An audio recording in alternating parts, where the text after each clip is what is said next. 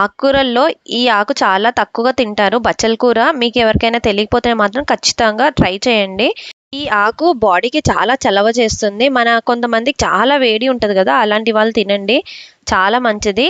ముందు ఆకులన్నిటిని కట్ చేసుకొని ఇలా చిన్న చిన్నగా కట్ చేసుకొని పెట్టేసుకోండి. తర్వాత ఒక చిన్న టొమాటో, అలాగే ఒక చిన్న సైజ్ ఆనియన్ కూడా ఇలా పొడుగా కట్ చేసి పెట్టుకోండి. ఇప్పుడు ప్యాన్ పెట్టేసుకొని ఆయిల్ హీట్ అయిన తర్వాత దీంట్లోకి పోపు దినుసులు వేసి ఒక 5-6 వెల్లుల్లిపాయ రెబ్బలు, ఒక చిన్న సైజ్ ఆనియన్ కూడా వేసి మంచిగా ఫ్రై చేసుకోండి. ఇప్పుడు దీంట్లోకి కొంచెం పసుపు, అలాగే టొమాటోస్ కూడా వేసి బాగా మెత్తగా అయ్యే వరకు ఫ్రై చేసుకోండి. ముందే టొమాటోస్ యాడ్ చేసుకుంటే ఇవి చాలా మెత్తగా అవుతాయి. కొంచెం ఉప్పు కూడా వేసుకుందాము, తొందరగా ఫ్రై అవుతాయి. ఇలా టమాటోస్ అంతా మెత్తగా మ్యాష్ అయిపోయే వరకు ఉడికించుకోండి. ఇప్పుడు దీంట్లోకి మనం కట్ చేసుకున్న బచ్చల కూర కూడా వేసి ఒకసారి కలిపేసుకొని మూత పెట్టి ఉడికించుకుందాము. దీంట్లో ఎలాంటి వాటర్ యాడ్ చేయొద్దు, ఆకుకూరలోనే చాలా మాయిశ్చర్ ఉంటుంది. ఇప్పుడు కారం కూడా వేసుకొని మూత పెట్టుకొని ఆయిల్ అంతా పైకి తేలే వరకు ఉడికించుకుందాము. మెయిన్గా పిల్లలకైతే కంపల్సరీ ఆకుకూరలు పెట్టండి. అండ్ కొత్త వాళ్ళు ఎవరైనా మన ఛానల్ని ఫస్ట్ టైం చూస్తే సబ్స్క్రైబ్ చేయండి. Thanks for